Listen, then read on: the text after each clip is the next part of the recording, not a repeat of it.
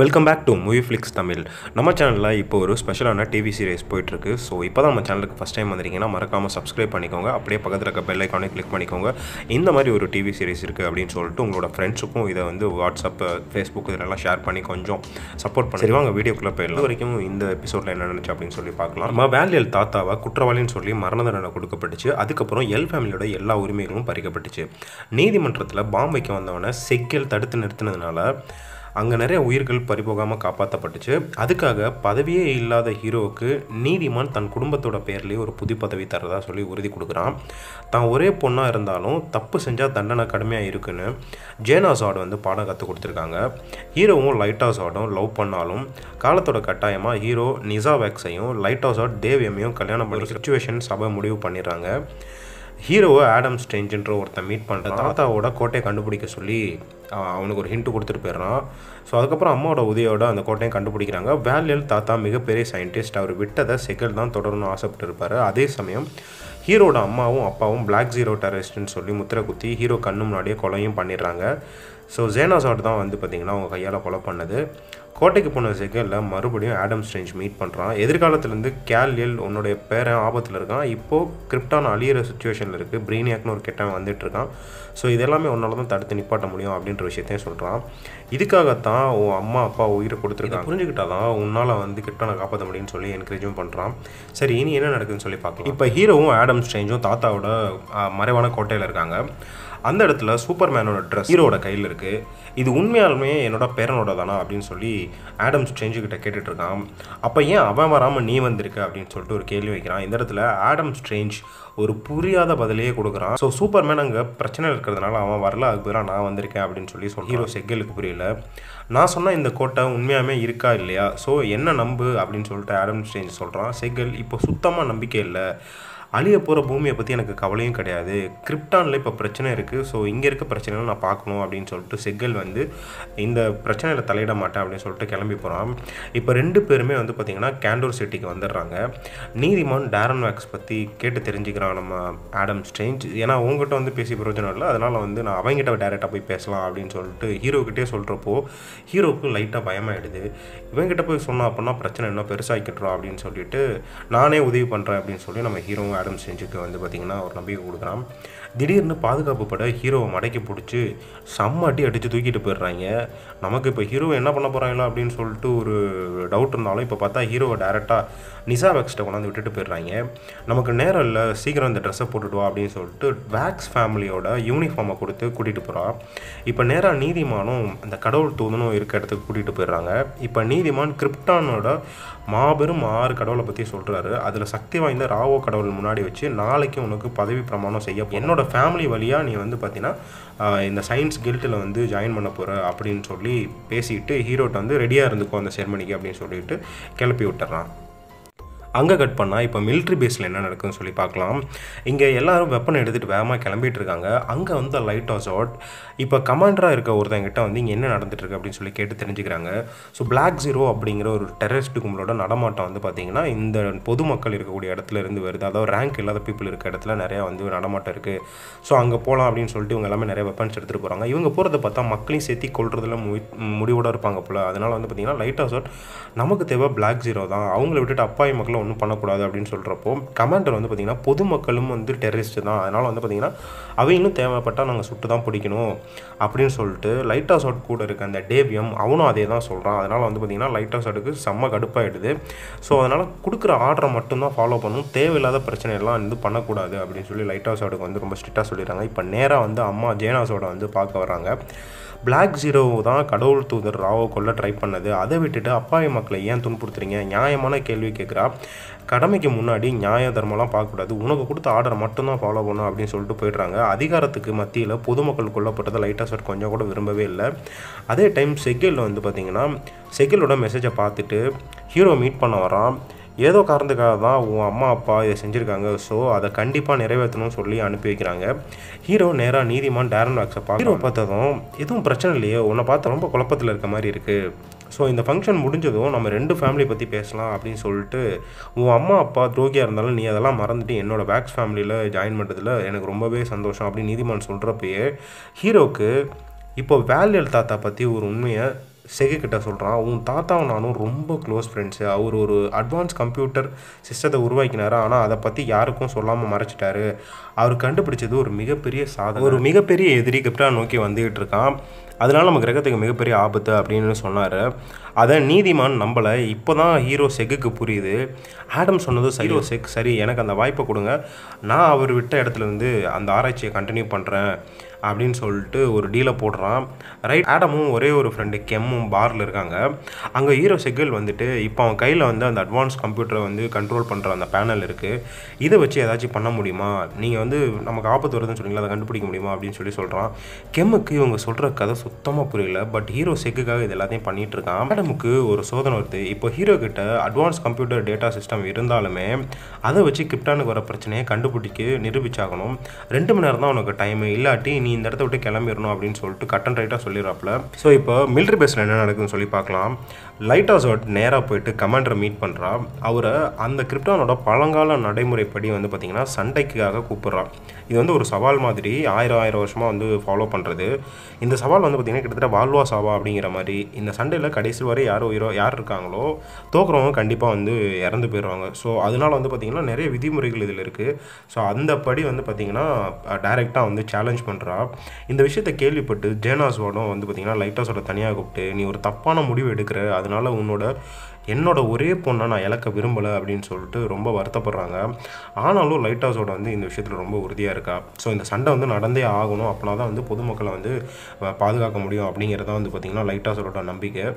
So அங்கே cut பண்ணுறோம். இப்போ பாரில் என்ன நடக்குதுன்னு சொல்லி பார்க்கலாம். ஹீரோ செக் கொடுத்த அந்த அட்வான்ஸ் கம்ப்யூட்டர் டேட்டாவை வச்சு டீப் ஸ்பேஸில் ஏதாச்சும் இருக்கா அப்படின்னு சொல்லி தேடி பார்க்குறாங்க. பட் ஆனால் அவங்களுக்கு எதுவுமே கிடைக்கல.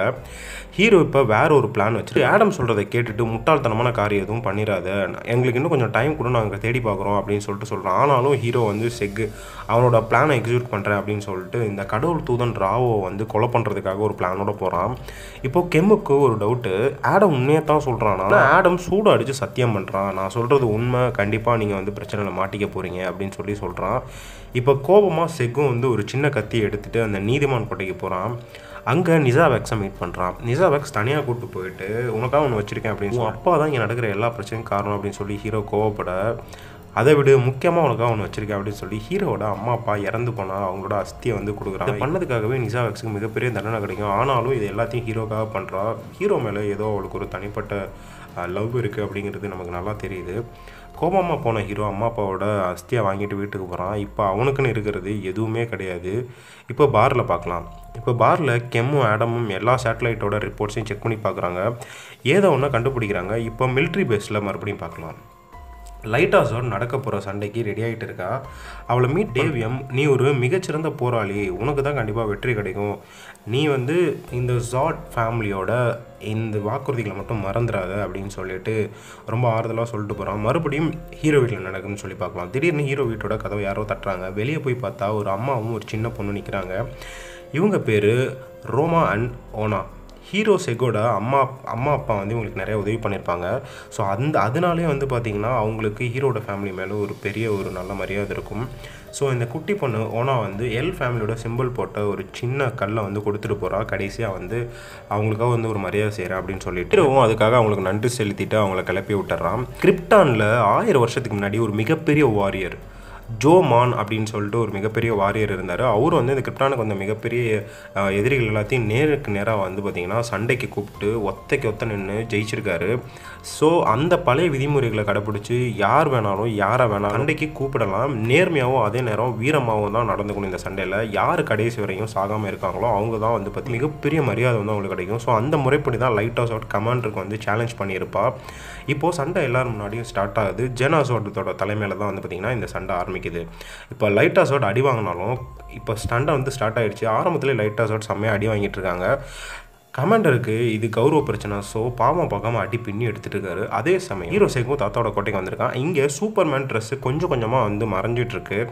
அப்படின்னா சூப்பர்மேனும் கொஞ்சம் கொஞ்சமாக அழிஞ்சிட்டு இருக்காரு அப்படிங்கிறது ஹீரோவால் புரிஞ்சுக்க முடியுது. அங்கே ஒரு பாறை மாதிரியான ஒரு இடம் இருக்குது. அதில் இருக்க தூசி எல்லாத்தையுமே க்ளீன் பண்ணிட்டு பார்த்தா அதில் சில குறிப்புகள்லாம் இருக்குது. இதில் உண்மையான எல் பரம்பரையோட ரத்தம் மட்டும் தான் இந்த பூட்டை வந்து திறக்க முடியும் அப்படின்னு சொல்லி போட்டிருக்கு. ஹீரோ தன்னோட கையை கட் பண்ணி அதுலேருந்து சில ரத்த துளிகளை வந்து அந்த இடத்துல விடுறான். விட்டு அடுத்த செகண்டே அந்த சிம்பிள் வந்து ஆக்டிவேட் ஆகுது. அங்கே இருக்க அட்வான்ஸ் கம்ப்யூட்டர் சிஸ்டம் வந்து இப்போ ஒர்க் ஆக ஆரம்பிக்குது.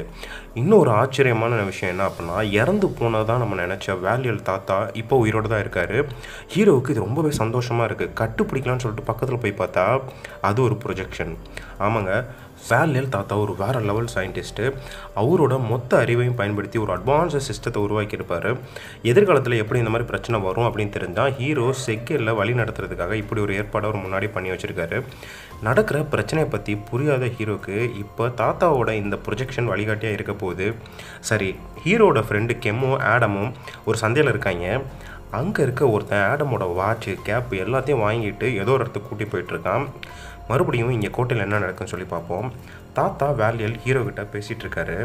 கடைசி வாரிசான நீ, அதாவது செக்கேல் தான் அவரோட பரம்பரையிலே கடைசியில் ஒரே வாரிசு. ஸோ அவர் தான் இந்த பரம்பரை அழியாமல் கொண்டு போகணும் அப்படின்னு சொல்லி அட்வைஸ் பண்ணிகிட்ருக்காரு.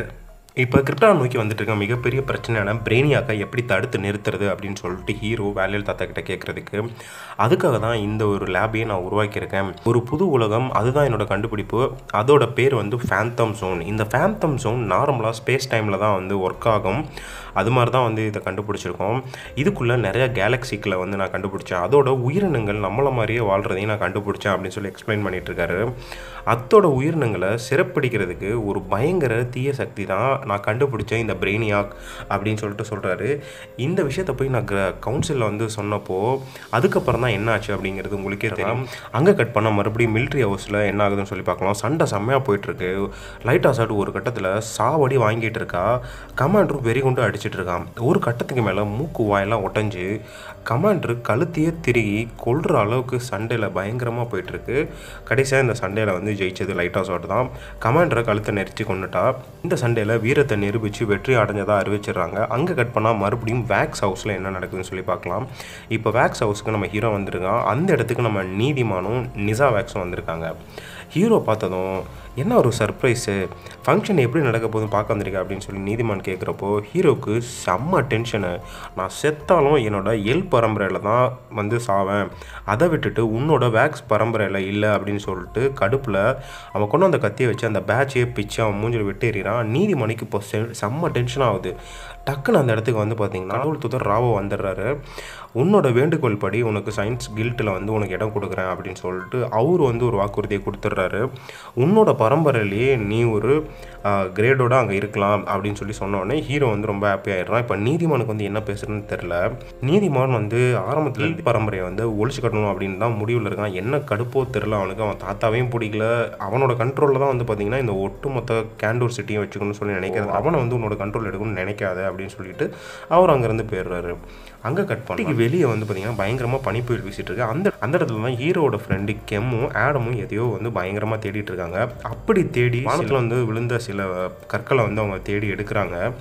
அது மட்டும் இல்லாமல் இந்த கற்கள் எல்லாமே பார்க்க நார்மலாக தான் இருக்குது அப்படின்னு சொல்லிட்டு நம்ம கெம் வந்து சொல்கிறப்போ ஆடம் இல்லை, இந்த கற்கள் விழுந்தது மட்டும் கிடையாது, இந்த கல் விழுந்ததுக்கான மிகப்பெரிய அடையாளம் ஒன்று இருக்குது அப்படின்னு சொல்லிட்டு அந்த அடையாளத்தையும் ஃபாலோ பண்ணி போகிறாங்க. கடைசியாக அவங்க ஏதோ ஒரு விஷயத்தை கண்டுபிடிக்கிறாங்க. அது என்ன அப்படிங்கிறது நமக்கு காட்டலை. அங்கே கட் பண்ணால் மறுபடியும் நீதிமான் வேக்ஸ் வீட்லேயே வந்து காட்டுறாங்க. இப்போது நீதிமானும் அவரோட பொண்ணும் நிசா வேக்ஸும் ஹீரோ இப்படி பண்ணான்னு சொல்லி கொஞ்சம் கூட நினைக்கல. இது எல்லாமே உன்னோட ஐடியா தான் அப்படின்னு சொல்லிட்டு நிசா வேக்ஸை பற்றி பேசிகிட்டு இருக்காரு. பட் இந்த ஐடியா அப்படி சொதப்பிக்கும் அப்படின்னு சொல்லிட்டு நான் நினைக்கல. சரி, ஓகே, எனக்கு இன்னொரு ஐடியா இருக்குது, அதுக்காக நம்ம கொஞ்ச நாள் வெயிட் பண்ணணும், கொஞ்சம் பொறுமையாக இருங்க அப்படின்னு சொல்லிட்டு நிசா வேக்ஸ் சொல்கிறா. அப்போது இவ்வளோ நாள் நீதிமான் பண்ணது எல்லாமே நிசா வேக்ஸ் வந்து நம்ம ஹீரோ செக்கேல் மேலே இருந்த லவ்னால தான் அவனை அடையணுன்றதுக்காக தான் இவ்வளோ பிளானையும் வந்து அவங்க எக்ஸிக்யூட் பண்ணியிருக்காங்க.